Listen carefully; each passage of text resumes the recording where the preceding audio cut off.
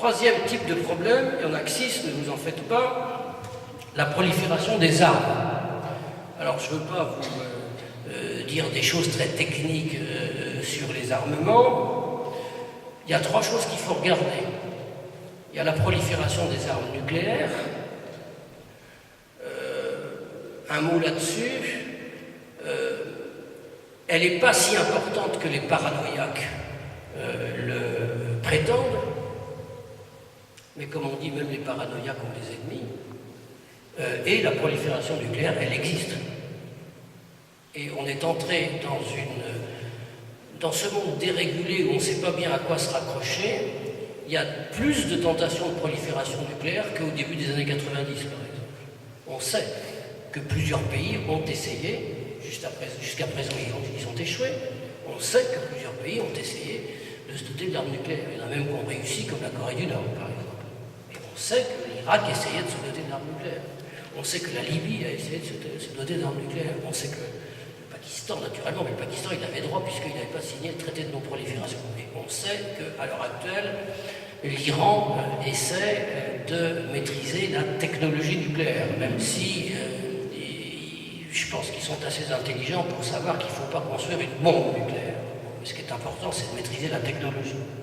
Donc il y a un vrai rythme de prolifération nucléaire dans le monde.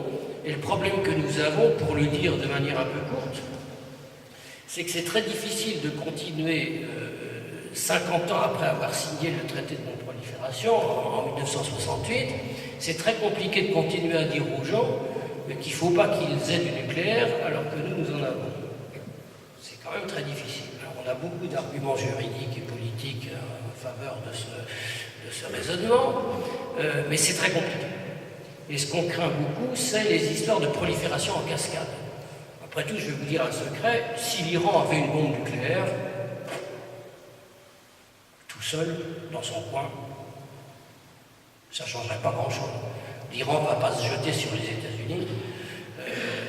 Et comme disait le président Chirac autrefois, il aurait mieux fait de ne pas le dire, mais enfin il l'a dit quand même, si l'Iran nous en envoie 2, on lui en envoie 250. Donc, l'Iran restera raisonnable.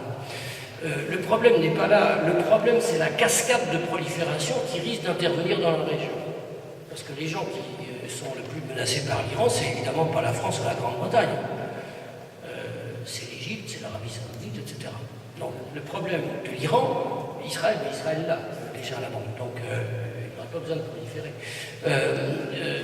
Donc, ce qu'on craint avec ce modèle de prolifération, je l'explique pour l'Iran, mais c'est valable pour d'autres pays, ce qu'on craint avec ce modèle de prolifération, c'est les proliférations en cascade.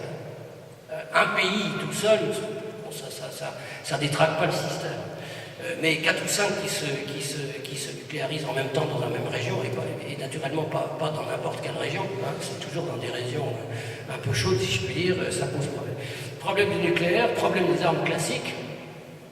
Je vous rappelle que, comme disent les militaires, le nucléaire tue très peu de monde. Le nucléaire militaire a tué très peu de monde, il a même tué personne, c'est pas pour ça que c'est bien, mais il a même tué personne depuis Nagasaki, on se tue avec des armes classiques.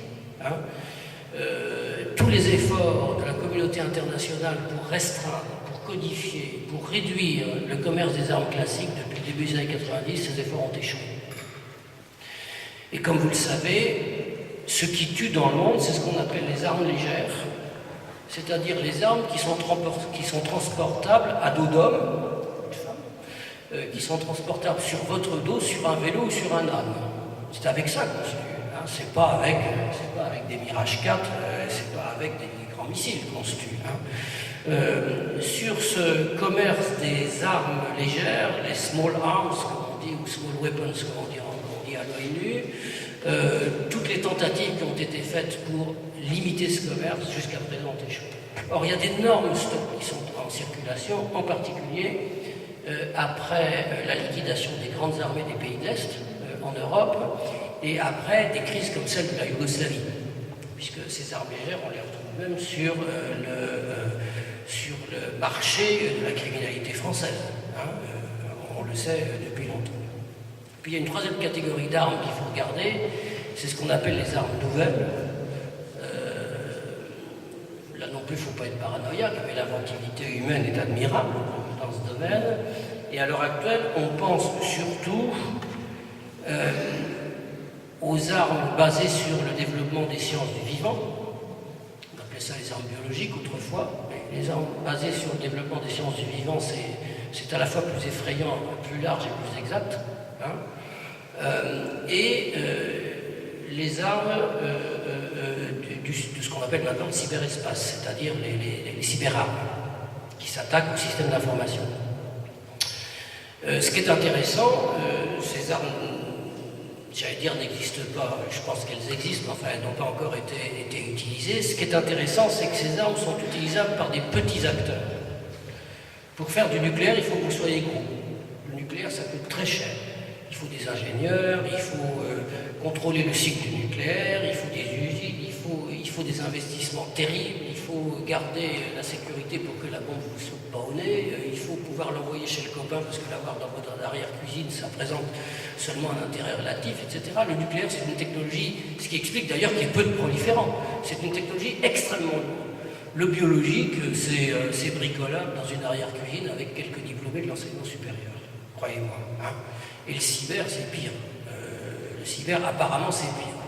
Les hackers sont jeunes, actifs et fort peu puissants, mais en réalité extrêmement nuisibles.